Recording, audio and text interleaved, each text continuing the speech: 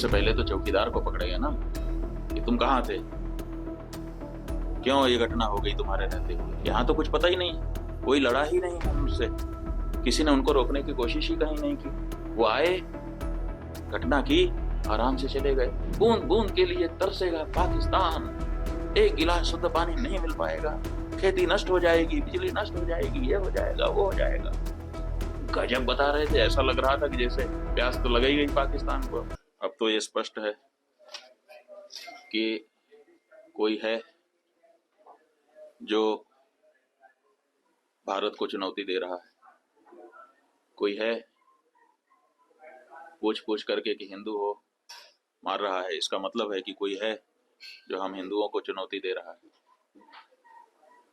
इसलिए भारत देश को चुनौती है तो भारत देश के नेताओं को, हमारी सरकार को उस चुनौती को स्वीकार करके चुनौती देने वालों को सबक सिखाना चाहिए।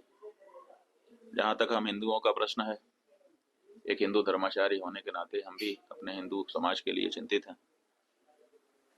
हम भी इस बारे में मंथन कर रहे हैं कि हमारी सुरक्षा कैसे सुनिश्चित हो सके, क्योंकि जो सरकारें हैं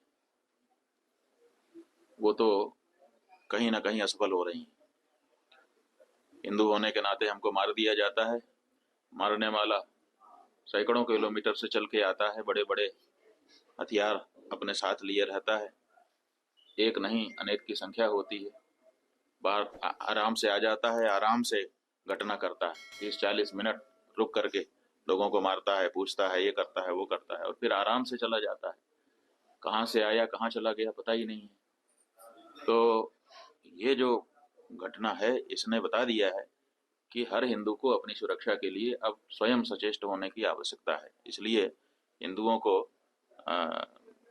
इस बारे में चिंतन करने की जरूरत है, और अगर आवश्यकता पड़े तो शस्त्र शास्त्र का अभ्यास भी करना चाहिए और धारण भी करना चाहिए, ताकि आवश्यकता पड़ने पर अपनी रक्षा और अपनों की रक्षा वो कर सकें। नाम और धर्म पूछकर गोली मारी गई है।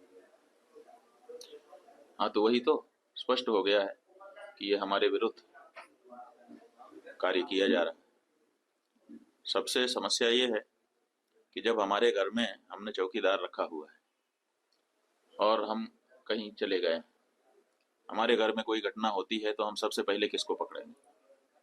सबसे पहले तो चौकीदार को पकड़ेंगे ना कि तुम कहाँ थे, क्यों ये घटना हो गई तुम्हारे रहते हुए, किस लिए तुमको रखा था। लेकिन यहाँ नहीं ऐसा हो रहा है। यहाँ जो है कहते तो हैं कि हम चौकीदार हैं, लेकिन चौकीदारी अगर की गई होती, हाँ चौकीदार अगर अपने काम में पक्का होता है तो उसके ऊपर आक्रमण करके उसको कोई मार दे, लेकिन फिर कहा जाता है कि इस चौकीदार ने अपना निभाया। यहाँ तो कुछ पता ही नहीं है, कोई लड़ा ही नहीं उनसे, किसी ने उनको रोकने की कोशिश ही कहीं नहीं की। वो आए, घटना की, आराम से चले गए, कहीं पर उनको कोई बाधा नहीं है। कहाँ है चौकीदार? और चौकीदार के बारे में चर्चा ही नहीं हो रही है। अब कह रहे हैं हम उनको सबक सिखा देंगे, हम ये कर देंगे, हम वो कर देंगे। पाकिस्तान की धरती से आए थे। अरे भाई, पाकिस्तान की धरती से आए थे, इतनी जल्दी कैसे पता चल गया आपको? और अगर इतनी जल्दी आपको पता चल जाता है तो घटना के पहले क्यों नहीं पता चल गया? और दूसरी बात यह है कि अगर पाकिस्तान से आए तो पाकिस्तान के खिलाफ अच्छी तगड़ी कार्रवाई करिए। आप कह रहे हैं कि हम सिंधु नदी का जल रोक देंगे। आपके पास जल को रोकने या उसको डाइवर्ट करके अपने ही यहाँ अपने ही देश में रख लेने का कोई उपाय ही नहीं है। हमने विशेषज्ञों से पूछा कि अगर हम सिंधु नदी का जल पाकिस्तान में जाने से रोकना चाहते हैं तो हमारे पास क्या व्यवस्था है। उन्होंने कहा हमारे पास कोई व्यवस्था नहीं है। अगर हम आज से शुरू करें कि ऐसी व्यवस्था हम बना ले तो पैसा कितना लगेगा वो तो अभी पूछिए ही मत। अगर पैसा पर्याप्त दे दिया जाए, पैसे के कारण एक दिन भी काम ना रुके, तब भी 20 साल लगेगा, तब हम सिंधु नदी का जल रोक पाएंगे। तो ऐसी परिस्थिति में हम ये कह दे रहे हैं कि हम सिंधु नदी का जल रोक लेंगे। और टेलीविजन के एंकर हमने सुना, वो कह रहे थे बूंद बूंद के लिए तरसेगा पाकिस्तान, एक गिलास शुद्ध पानी नहीं मिल पाएगा, खेती नष्ट हो जाएगी, बिजली नष्ट हो जाएगी, ये हो जाएगा, वो हो जाएगा। गजब बता रहे थे, ऐसा लग रहा था कि जैसे प्यास तो लग ही गई पाकिस्तान को।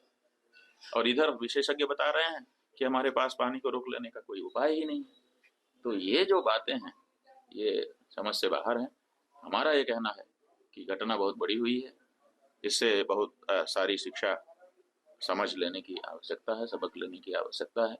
और सबसे पहले जिन लोगों से ये चूक हुई है उनको चिन्हित करने की आवश्यकता है और उनको दंडित करने की आवश्यकता है। उसके बाद अगर कोई बाहरी है तो उसके ऊपर भी प्रहार करना चाहिए। Subscribe to One India and never miss an update.